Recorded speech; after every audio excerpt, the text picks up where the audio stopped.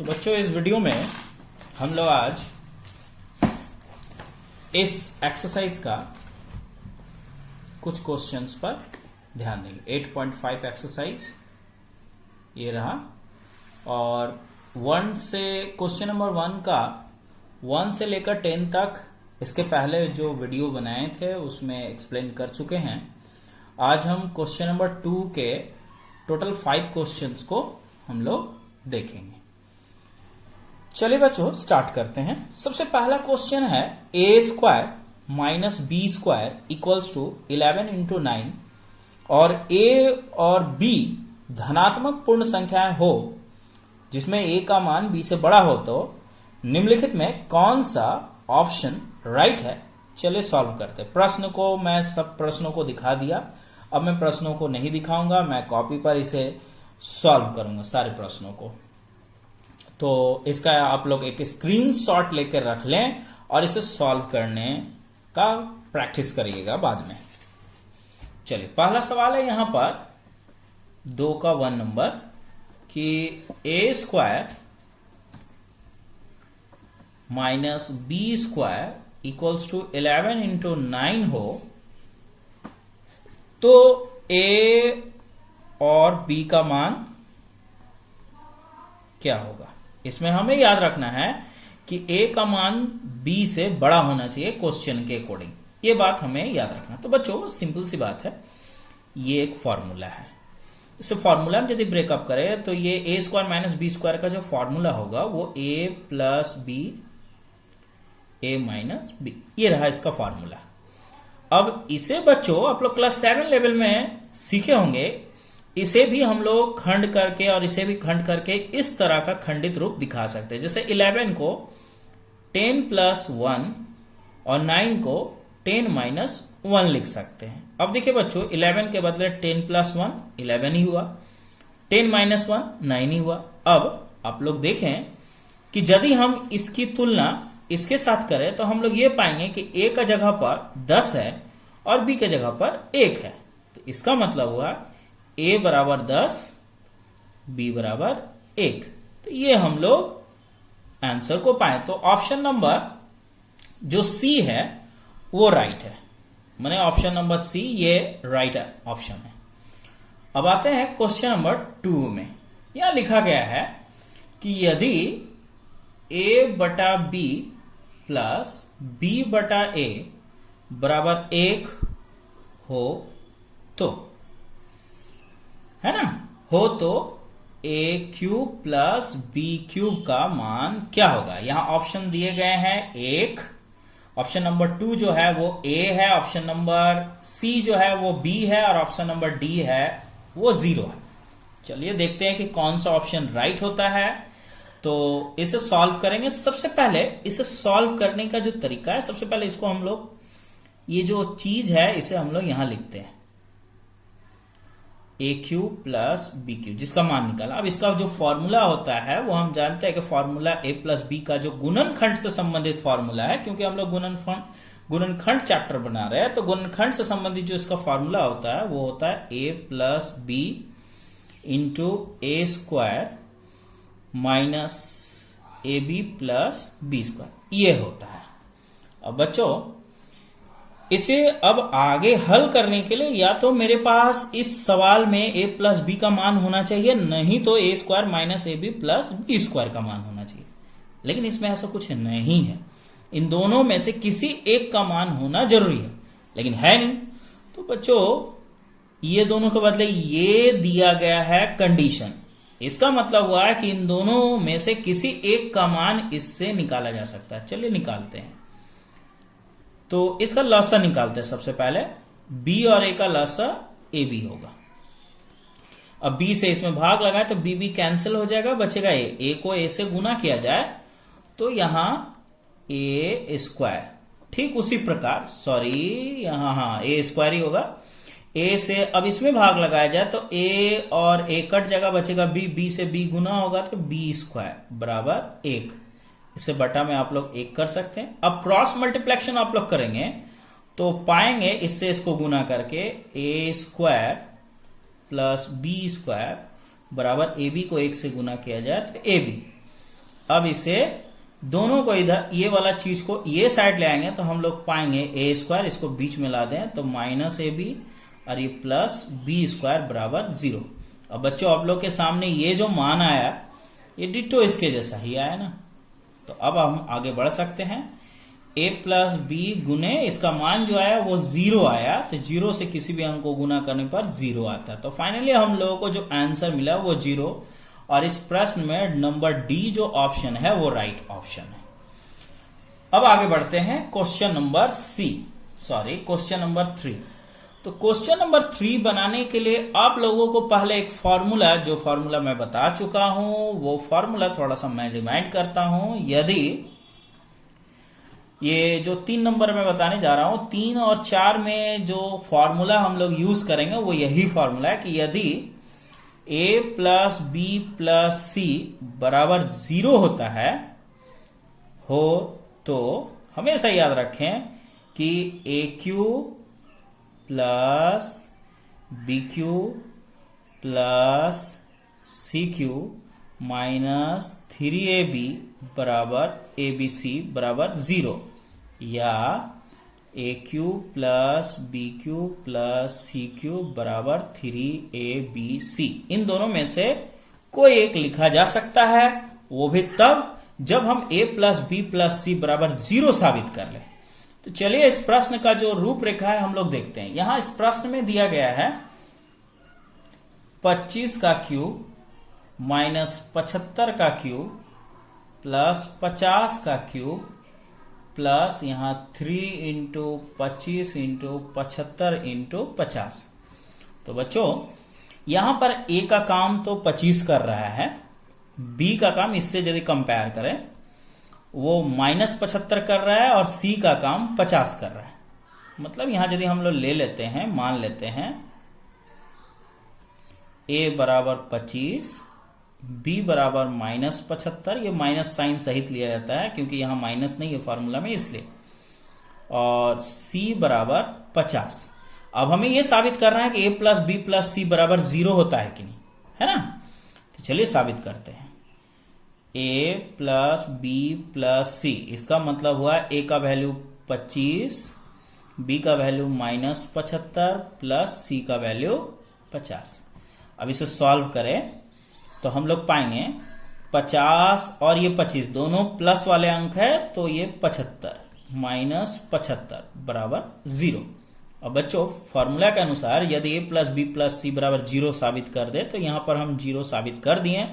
तो क्या लिख सकते हैं, यहां पर हम लोग लिख सकते हैं कि A cube plus B cube plus C cube minus 3abc, ऐसा लिखा जा सकता है ना बच्चों, इक्वल्स टू 0। चलिए देखते हैं वैल्यू पुट करके कि क्या होता है इसमें। तो यहां पर ए क्यू मतलब 25 का क्यूब, ठीक है ना, यहां a बराबर 25 प्लस बी क्यूब मतलब माइनस 75 का क्यूब प्लस सी क्यूब मतलब 50 का cube minus 3a, a into a का मतलब 25 इंटू b का मतलब माइनस 75 है ना, और c का मतलब यहां क्या है, OC का मतलब तो देख पा रहे हैं 50 है। अब बच्चों इसको एक लाइन पहले सॉल्व कर लेते हैं। इसके इक्वल क्या होगा, 0 होगा, है ना, इसके इक्वल 0। अब इसको सॉल्व करते हैं तो इसे हम लोग नॉर्मली सॉल्व नहीं करेंगे क्योंकि हमें देखिए बच्चों प्रश्न में है कि इसके इक्वल क्या होना चाहिए। हमें ये वाला लाइन को इससे ऑब्टेन करना है, निकालना है इससे। तो इसे हम लोग ऐसे ही छोड़ देंगे और ये जब हल होगा तो माइनस का क्यूब माइनस ही रह जाता है और माइनस प्लस माइनस 75 का क्यूब। चूंकि 50 को ऐसे ही ऐसे नहीं तोड़ना है, क्यूब ही फॉर्म में रखना है। और यहां पर बच्चों पहले देखिए माइनस और माइनस क्या होता है, प्लस।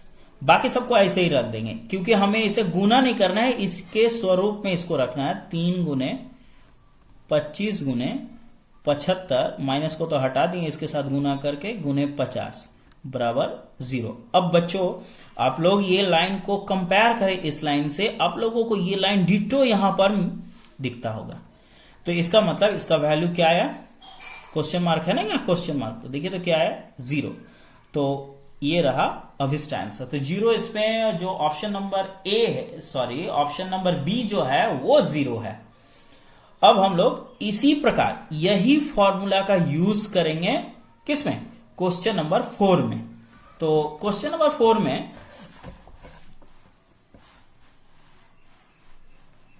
ये रहा क्वेश्चन नंबर 4, रोमन नंबर में है। a plus B plus C बराबर 0 हो तो a स्क्वायर बटा B C plus B square बटा सी ए प्लस सी स्क्वायर बटा ए बी, इसका मान निकालना है ना बच्चों। तो बच्चों आप लोगों को अभी अभी फॉर्मूला में बताया गया कि यदि a plus B plus C बराबर 0 हो तो क्या लिखा जा सकता है, A cube plus B cube plus C cube बराबर 3ab लिखा जा सकता है ना। ये ना फॉर्मूला बताता है कि a plus B plus C बराबर 0 हो तो हम लोग लिख सकते हैं A cube plus B cube plus C cube बराबर 3ab। चलिए इसको अपने दिमाग में रखना और इसका लसा निकालना है, इसी का मान निकाला ना। तो बी सी सी ए और ए बी का लसा क्या होगा, ए बी सी। लसा निकालने का सबसे आसान तरीका होता है कि एक ही अंक जितना बार भी क्यों ना हो उसे यहां लसा में एक बार ही लिखा जाता है। 2 बार ए है उसके बदले एक बार ए, 2 बार बी, 2 बार सी होने की वजह से एक एक बार लिए। अब इससे इसमें भाग लगाना, तो b से b कैंसिल हो जाएगा, c से c कैंसिल हो जाएगा, बचेगा a को a स्क्वायर से गुना करें तो यहाँ a क्यूब प्राप्त होगा। उसी तरह c a को इससे भाग लगाए तो c और a कैंसिल हो जाएगा, बचेगा b से b स्क्वायर को गुना करें तो b क्यूब हो जाएगा। और यहाँ a b से इसमें भाग लगाए तो a और b कैंसिल हो जाएगा, बचेगा c से c स्क्वायर में गुना होगा तो c क्यूब। अब जैसा कि आप लोग देख सकते हैं बच्चों कि यहाँ A cube plus B cube plus C cube का वैल्यू क्या दिया गया है, ए बी सी।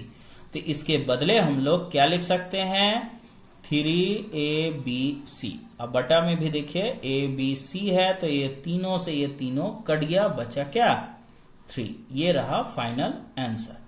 तो ये जो आंसर है ऑप्शन नंबर डी जो है उसमें है, ये ऑप्शन नंबर डी राइट हुआ। अब आते हैं क्वेश्चन नंबर 5 पे।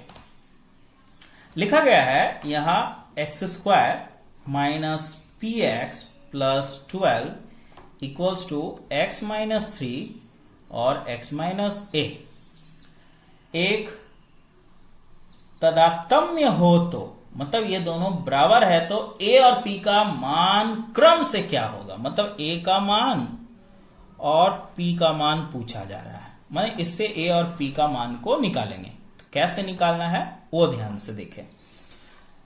तो यहां पर a और p का मान ज्ञात करने के लिए जिस तरह ये वाला रूप है, या तो हम लोग इसको मिडिल टर्म फैक्टर करके हल करके ऐसे में बदल सकते हैं, और नहीं तो इसी को आपस में गुना करके इस रूप में बदला जा सकता है। तो आसान होगा इसको गुना करके इस रूप में बदलना। चलिए करके देखते हैं।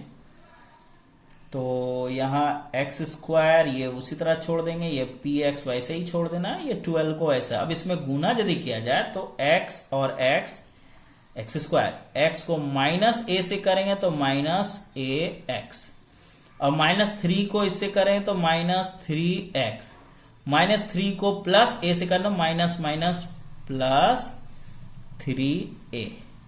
तो बच्चों यहां पर जो हम लोग देख पा रहे हैं वो ये देख पा रहे हैं कि एक्स स्क्वायर यहां तो एक जैसा राशियां हमें नहीं दिखाई दे रही है। तो करना क्या है यहां पर, simply x square minus P X plus 12, ये 3 राशियां जबकि यहाँ 4 राशियां हैं तो इसे सॉल्व कैसे करें। इसमें तो कोई भी हम लोग जोड़ घटाव नहीं ना कर सकते हैं।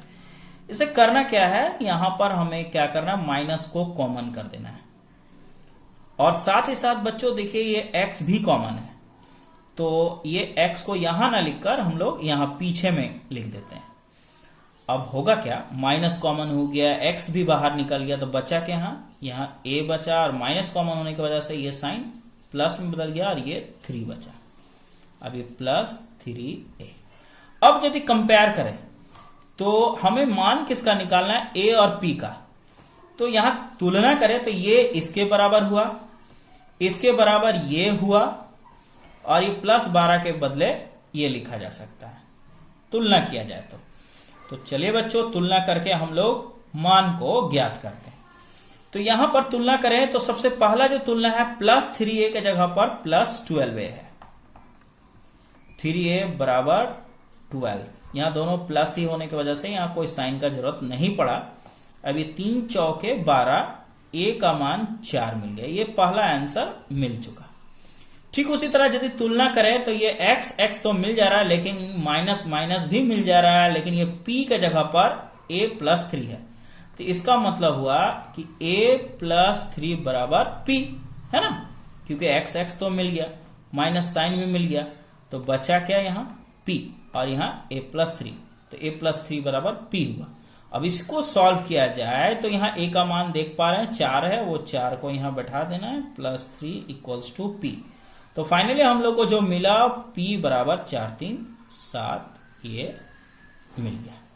तो इस प्रकार p का वैल्यू और a का वैल्यू दोनों सामने आ गया। उम्मीद है कि बच्चे आप लोग इसे बना सकेगा।